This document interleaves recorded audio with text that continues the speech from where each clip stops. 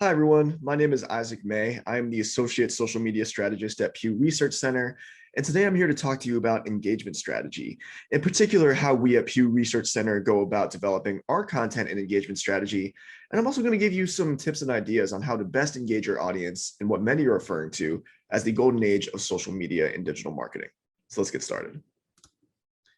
So first and foremost, what is engagement strategy? So engagement strategy, particularly for social media, is a plan to develop content that will best engage your audience online. This includes how you communicate with your audience on each platform and the specific type of content you'll be posting there and the why behind each piece of content you're sharing. Which platforms should you be active on? So this is a question I get asked quite often, and the answer really depends on your audience. You'll hear me mention that a lot more over the rest of this presentation because the key to a strong engagement strategy is continually getting a better understanding for your audience. The more you can understand about what they're looking for and what brings them value, the more they'll be willing to engage with your content. If key parts of your audience aren't on a particular platform, or you're finding that platform just doesn't quite work for what you're trying to achieve, you probably shouldn't be allocating a lot of resources there. Being on these platforms doesn't mean you're automatically seen by your audience you're after, and sometimes having a presence and not being strategic about it can actually do more harm than good. So here's a list of the platforms that we at Pew Research Center are active on. I'm going to go more into detail about how we use each platform so you can get an idea of why we take the time to post and create content for each of these social platforms and how each one plays a part in our overall engagement strategy.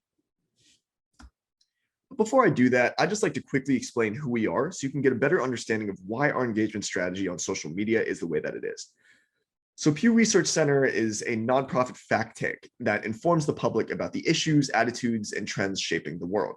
We are nonpartisan and we are non-advocacy, so we do not take policy positions, nor do we make recommendations.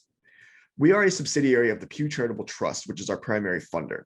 We partner strategically with philanthropists and institutional funders who share a commitment to impartial research and data that drives discussion. What we do is we generate a foundation of facts to enrich public dialogue and support sound decision-making. So we conduct public opinion polling, demographic research, content analysis, and data-driven social science research. So this is just a quick overview of the areas we research at Pew Research Center. As you can see, we cover a lot of ground, and a large part of my day-to-day is creating and curating content for these teams.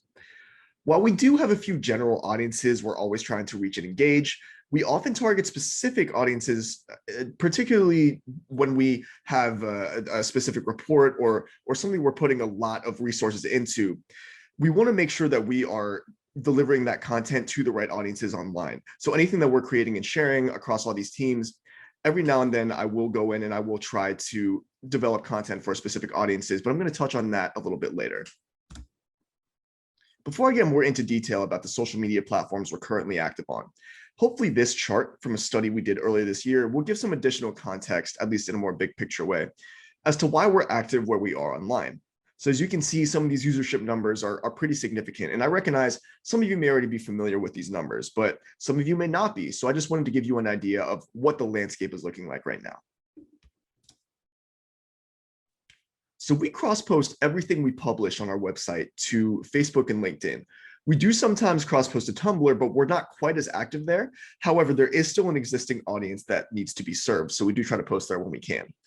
We also get a fair amount of DMs with questions regarding our work, as we do on Twitter and now increasingly Instagram. And if it's an actual question or if it's the beginning of what looks to be a productive conversation, we try our best to answer. Doing the community management on your respective social media pages is important to your audience. If they're engaging with you, and more importantly, if you are asking them to engage with you, they certainly appreciate it if you can engage with them. Now, something I wanted to be sure to mention is Facebook offers scale that other social media platforms don't have. So despite the changes on this platform, it's still a great way to reach a large number of accounts and followers, particularly through paid advertising. LinkedIn still has a fair amount of organic reach, and as the platform continues to grow and evolve, it also offers some more strategic paid options to help you get in front of the audience that you're after. So we break down every piece of content we produce on our website into multiple tweets that are easier for the average consumer to digest. This can often be a challenge just because communicating complex data through 280 characters is never easy. So each tweet can sometimes take multiple rounds of drafts. We want each tweet to be accurate, but we also want it to be easily understood. Something else we've been doing on Twitter is we try to retweet our staff when we can. This helps humanize our brand on Twitter and give some additional voices to the content we're sharing. Sometimes you may find that one voice can get a little boring for your followers. So for them to continue to engage, being able to change it up a bit, and of course, while still maintaining the integrity of your brand, that helps break up the monotony. So we use YouTube for all of our formal video content. While the digital landscape is currently moving more towards audio, having a video presence is still important, particularly because it allows you to create content for both educational and entertainment purposes. So for example, we just wrapped up our Methods 101 series last year, which you can see a screen cap of here. This is a video series where our experts explain research methods and other parts of how we do what we do. So for us, this type of video checks both of those boxes I just mentioned. And because of that, value is delivered to the consumer, which should hopefully keep them coming back. Now, we primarily use Instagram to share the visuals from our publications. Our designers do such a great job with our visuals that we want to highlight that in as many ways as possible. And the Instagram feed is a great outlet for that. Additionally, because we're resizing these graphics to make them feel native to the platform, it makes our content more shareable. Because we always want to make sure that whatever we're creating for social media, it feels authentic and native to that platform, we've been utilizing Instagram stories to share additional content and to encourage audience engagement. We've done everything from resizing our charts vertically so they're a dimensional fit for the story format, to creating 6 to 8 slide stories that follow a narrative similar to our reports and other content. Each one of these ends with a call to action, whether that's encouraging the end user to swipe up to the link we're trying to drive traffic to, or to send us a DM giving us their thoughts on the topic we're discussing. Additionally, one of our goals with Instagram was to humanize our brand. So while upholding your brand image and values are always important, audiences tend to respond to behind the scenes content, as well as when you can put a personal touch on things. So for example, during the early stages of our experimentation with Instagram, we started putting our researchers in front of the camera in an informal way and having them explain some key takeaways from our reports, and then uploading those onto our Instagram story. Now, this was an easy, low cost, and effective way to engage our audience with a more personal element. So as I mentioned earlier, using paid promotions on social media is a great way to drive audience engagement. We advertise on Facebook, LinkedIn, Twitter, and Instagram, using ads on each for different purposes.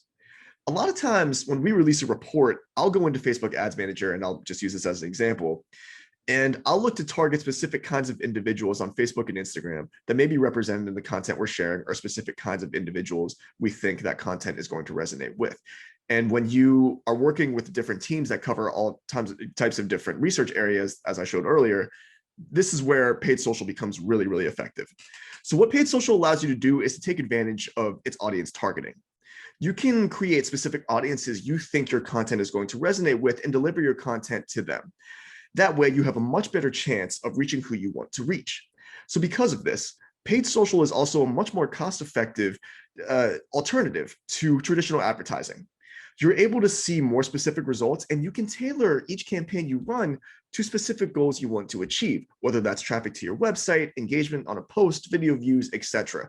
You can create campaigns to match these specific goals each time. So in addition to everything I just mentioned about how we at Pew Research Center use social media, another way to drum up audience engagement is by use of user-generated content. So before working at Pew Research Center, I was working at George Mason University. So this is an example I'm showing here that this is something my team and I at Mason's College of Humanities and Social Sciences were able to put together. So as our team was in the first steps of expanding our social media and overall online presence, I knew that because of the audience we were trying to target, user-generated content would be an effective way to reach them and get them to engage. So no matter who your audience is, consumers tend to respond to, and I'll say this again, personal content or content that resonates with them in some way. I knew we had to reach current undergraduate students. So instead of me talking to them from my ivory tower office, for example, I wanted to use their peers to communicate the message and help build our brand. All we were trying to tell them was, hey, if you're a current undergraduate student with us that is thinking about grad school, we would love for you to consider one of our programs. And we knew that instead of us trying to sell that to them, which is what they expected, that's a message that's going to be communicated better coming from their peers. And something that I wanted to do was deliver value to those students. So we created a blog. So as you can see, the example here is what it's really like working with PhD faculty and staff. I wanted to create a blog to answer any questions that a potential graduate student might have about attending grad school with us.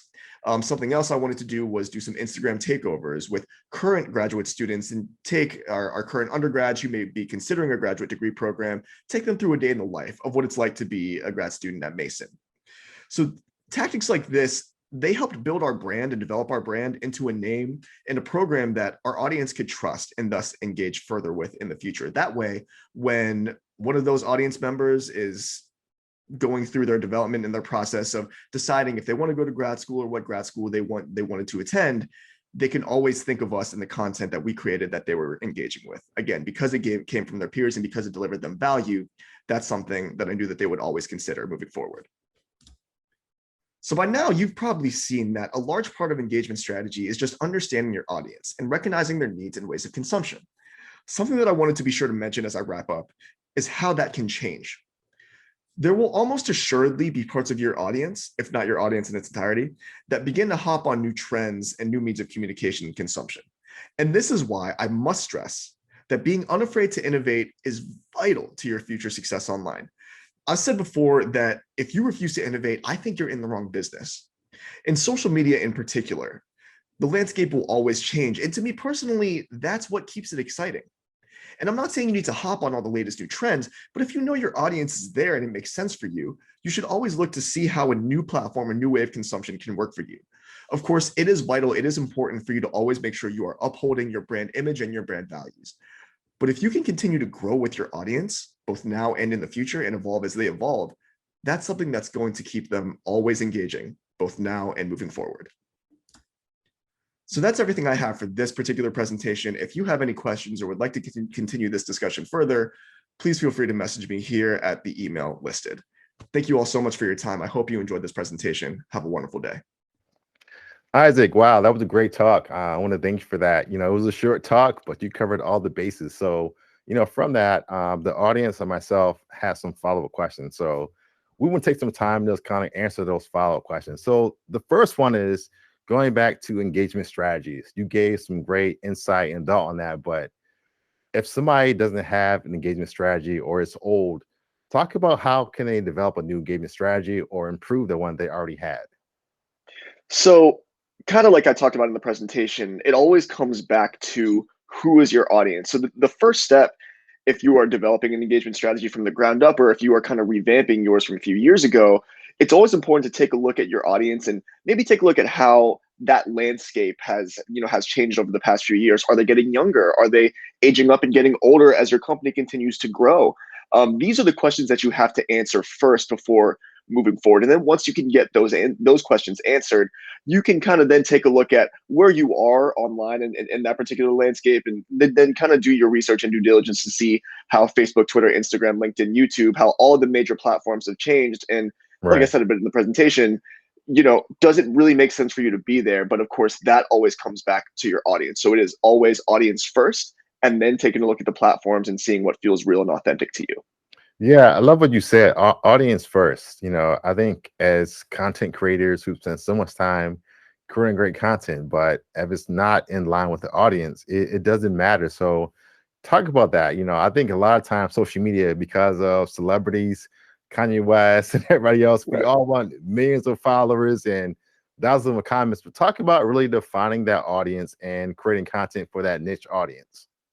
Right. So a lot of people, they see social media and they think of it as just this blanket thing that if they're there, if they're on it, if they're on whatever the hot platforms are, that means they're going to get views, they're going to get engagement, and that's not true at all. A lot of people, a lot of businesses are kind of working towards kind of that blue check mark, right? What do we got to do to get all these followers and to get all these views and engagements, whatever. But you're not going to get there if you don't pay attention to what your audience wants and what works for them, right? So it's really doing the little things. It is, doing the community management and responding to DMs and responding to comments and, getting a real pulse on, how your audience, whatever the amount of followers that you have, it's really taking a look at how are they engaging with you and what kind of content is really working with them. And I'm not saying you shouldn't experiment and try new things as your audience continues to change and develop, but you definitely need to take a look at what's working best with them Right. and really kind of, sticking to that. And then once you really have them on the hook, once you really have them as kind of loyal customers, or people who are really following your brand and in this journey with you, then that's Hmm. when you can afford to look at more of a more of the macro scale, the big picture, Right. and experiment some more with different kinds of content. Right. Yeah, yeah, yeah. You said it. I mean, the audience tell you what they want to see. I think one thing that we talk about, but it gets overlooked, is analytics. You mentioned that, people are telling you about their likes, their shares, their comments, what they like. So talk about how you use analytics to kind of steer your engagement strategy. Right. So analytics is definitely a real important part of the game, right? It always helps to be able to see real concrete numbers in terms of how that can affect your content creation and how that will affect your decision making moving forward. Now, I will say this: analytics is really only part of the whole equation. Hmm. Social media and engagement strategy. Something that I always tell people is that it is not an exact science, so you cannot Right. treat it as such. There is a real, qualitative element that goes along with the quantitative, with the analytics, that that gives you a real picture of what your audience is doing and how to best engage with them. So being able to take both of those into account. So, for example, something that a stat that I use a lot in terms of analytics is I look at engagement rate. Right. Right. So not so much, how many views a video that I post is getting, because I mean, heck, a view on Facebook is only 3 seconds, right? That could be Right. someone, just scrolling through their feed and stopping for a couple of seconds, or accidentally stopping on that. They may not Right. necessarily be watching or engaging with the video. So you have to take a lot of analytics with a grain of salt, but they do matter, and Right. they definitely are something that social media managers and Mhm. brand managers really need to start to pay a little more attention to. Right. Yeah, you hit on the head. Whenever I talk, I have a class, a workshop, anything, people always say, "What should I post?" And the hard truth is, if you're honest, is I don't know. Right. It all depends on what your audience is responding to. So that's really big. And I always say social media, digital marketing is a art, but also it's a science. So Absolutely. analytics can't run everything, and what you feel can't run everything. You have to combine those two. And I think it's great when the analytics backs up your gut feeling. You can say, okay, this is Absolutely. what I think we should post, what they want to see, and these numbers support that. So one thing that I think is huge is community management. And I go to so many brands, big and small. They have millions of followers, and I see hundreds of comments that are not replied to. And I'm always saying, what's the point of being social if you're not going to be social? So talk about how you manage that community. Talk about responding to comments, talking about engaging in DMs. Right. So I think something that often gets overlooked is, a lot of big businesses and brands. While as of recently, I would say that from the brands that I follow and from what I've seen, social media managers are really starting to figure this out. That you know, even if we already have a well-established audience, if we continue to ignore them, they're going to start dropping off, because Right. there's so much competition these days and on Hmm. these platforms, and we're all competing for the end user's attention, that we have to do whatever we can to keep them loyal, to keep them Right. engaged with us. And part of that is just something as simple as responding when they ask a question. Yeah. Now, something I touched on in the presentation is, you don't have to necessarily respond to every comment, because every comment may not be productive. It is social media, so there is, there's a lot of different opinions and a lot of different things being spewed out there. But if you feel like, there's a real question or a chance for a real conversation to be had in your comments or in your DMs, or if there's just a legitimate concern that a customer or an end user has, and they're taking the time to DM you and ask you about this, Right. about your service, your product, whatever, it's going to go a long way for them to see, oh, well, this big brand with all these followers, they actually took the time out to take care of me. And at the end of the day, that's just good. It's just good customer service, and that's what's going to keep people coming back. Right. And that brings me to my next question is I think that responding to comments and DMs, that's your chance to humanize your brand.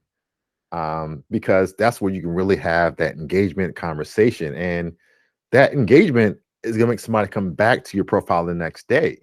So that's really important. So talk about that. Talk about, besides responding to comments and DMs, how can you humanize your brand and your content? Right. So I'll go back quite a few years. So when I'll never forget that when Twitter first kind of started getting big in the late 2000s, I think what made Twitter pop so much was that you had these celebrities and these athletes, the influencers before they were coined the term influencers, right? It really gave them a human element because these individuals in these brands they were able to share their thoughts and really communicate directly to the end consumer, Right. directly to the end user. And that's the beauty of social media. It cuts through all the clutter and it allows us, us managers for these brands, it allows us to be able to talk directly to the consumers and thus giving these big brands a human element, which at the end of the day, that's something that's not only going to bring value to the end user, but it's going to, again, like I keep saying, it's going to keep them engaged because they know that they're not just talking to this ivory tower, so to speak. They're talking to real humans, real Right. people. And they're able to get an inside look at kind of what is driving the major decisions behind these brands, and that goes a long way when you're looking to continue to engage in a service or buy a product from a brand. It Right. it matters to be able to see who's behind it, who's running it, and Mhm. how are they going about their business, and are they taking the time to treat me like a valued individual. Right. Yeah. Too, when I think about humanizing your brand, I think about storytelling. And when I think about social media, digital marketing, it's a story, and you're telling that story over time. You mentioned in your talk how you use stories on Instagram, and you share 6 to 8, slides to tell a story. Talk about that. Talk about how you can tell a story, and not only telling a story, but telling a story that connects with your user and helps them be more engaged with your content. Right. So you said it. I mean, we all as end users, as end consumers, we love a good narrative. We love a good story, right? We love something that hooks us and then, has a real escalation, has a climax. And at the end of the day, we get value. Either we're entertained or we're educated by whatever the story is that we just consumed. So something that we've been doing on Instagram at Pew Research Center is, yes, as I touched on in the talk, we have been using the Instagram stories to kind of tell the narrative that actually the content that we're producing on our website is already Right. has already Connected. created. All I'm doing is I'm just breaking some of that data down, and we have wonderful designers who create great visuals for us, and we're just adapting these visuals that we already have and making them feel more native to these different Right. social platforms, whether that's Facebook, Twitter, Instagram, LinkedIn, YouTube. We want to make sure that whoever it is that we're trying to reach, that we're not just asking them, hey, go ahead and take a look at our website, take a look at this new Hmm. report, this new blog post, whatever. We're bringing this content directly to them. We are bringing the story right in front Right. of their faces. So Right. there's really no excuse for them not to consume it. And the hope is, we are creating products that are, visually appealing enough, and Mhm. more importantly, that narrative is while all based in fact, of course, in the numbers that we're finding, it's creating something that's going to really resonate with that end Right. user. And again, this is where, while we all love a good story, this is where having an understanding of your audience plays a huge part, because you have to know what's going to resonate and what's going to Mhm. work well with them. Yeah, yeah, yeah, I love that. One thing I always say is that I feel like the best brands are telling the best stories. Mhm. And like you say, it's taking that story and telling over time, and then taking that story. Let's say you have a story on YouTube, and breaking down small chunks, and then sharing that. So, um, the following that, talk about more how you repurpose content to have it placed on different platforms, different content, different forms, different lengths, but still having the same message.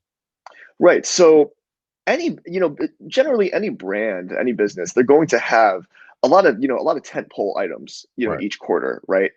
And the important thing to think about is you're already putting so many resources and so much time into these Mhm. large tentpole items, right?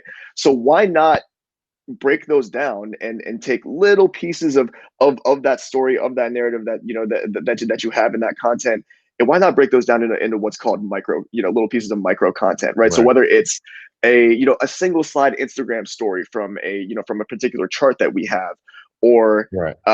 if you're a different business, repurposing a quote that you have in a news story or something like that, and Mhm. creating, turning that into a visual for Instagram, or a Facebook, or a short for YouTube. There are so many opportunities because Right. the amount of features that we have for free given to us by Exactly. Facebook, Twitter, LinkedIn, Instagram. The opportunities are really endless to be able to create these little pieces of micro content, and have them reach different audiences, because you never know who's going to log in at Right. different times and see the different types of content that you're posting. Not every piece of content is going to resonate with Right. your entire audience, but each little piece will be able to hit those different parts of your audience. Yeah, you said it. And I think one thing as content creators, when we sit down to schedule, plan content, we have to have that in the back of our minds, because right now this conversation is 15, 20 minutes. This could be a blog. We could have quotes from this. We could have short clips on YouTube, on Instagram, so many ways. So I think the planning process is really important too, because once again, if you're planning on thinking about ways you can distribute content, even better. So talk about that at planning phase. What goes into your engagement strategy when you're creating that content? Right. So, like I said, every time I am working with our research team and I'm seeing that there is there's a big report we have coming up, or a blog post that we feel like is going to be particularly timely, or just really, really relevant to the audience we're trying to reach. Right. I'm sitting in these meetings and we're going through and I'm looking at, okay, so yes, of course we're going to promote this as we normally would. We're going to, at least on the social media side of things, we're going to cross Mhm. post these links and do these link shares to Facebook and LinkedIn and Tumblr, whatever, tweet some of this stuff out. But again, I'm looking at these findings and I'm taking a look at, okay, well, this one's really good. Can we get, is Right. there a matching visual for this? And so what's the matching chart? And, I'm probably going to maybe wait to send this a couple days later because we're already Right. doing this, this big social media Mhm. blitz the first day.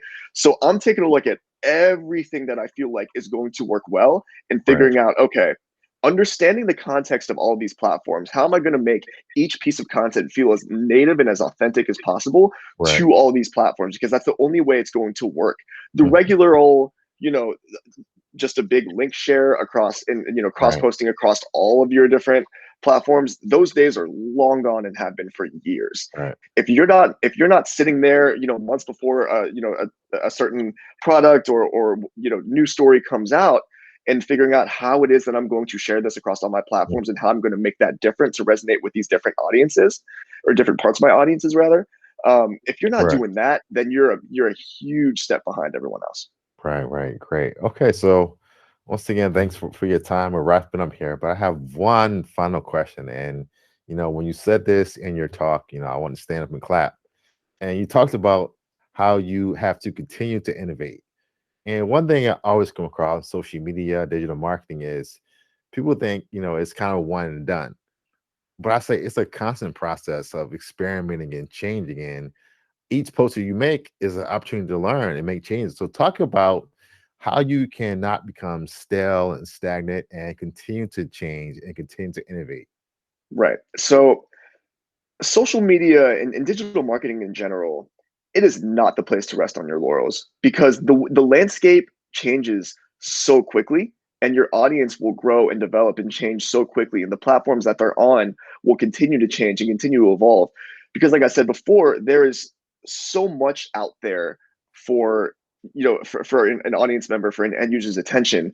So we have to make sure that we are keeping up with that as brands, as brand managers, as social Right. media managers, and digital marketers. If we are not, we're going to get left behind. That's not an opinion, that's a fact.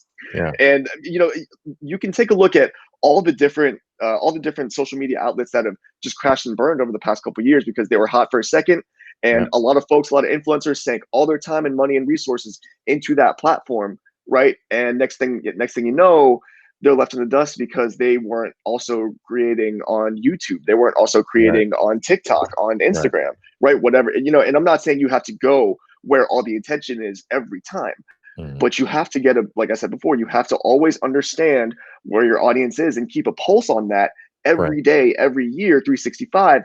Because if you don't, they will forget about you and they will recognize that, hey, this brand, this service, they're not giving me what I need on these platforms that I'm currently on. I bet you someone else is. So there's a good chance that Right. I might forget about, the competitor that I used to be really loyal to. Mhm. So having a good understanding of your audience, that is what all of this can always come back to. And Right. understanding how they're changing, how they're evolving, that's what's going to help you continue to win Mhm. on social and digital marketing in the future. All right. Great. Well, Isaac, you said it all. Once again, it was a great interview. Thank you for taking that time to Absolutely. record your talk and do this interview once again. But thank you again, and have a good day. Absolutely appreciate it. Thank you. All right. Take care. Bye.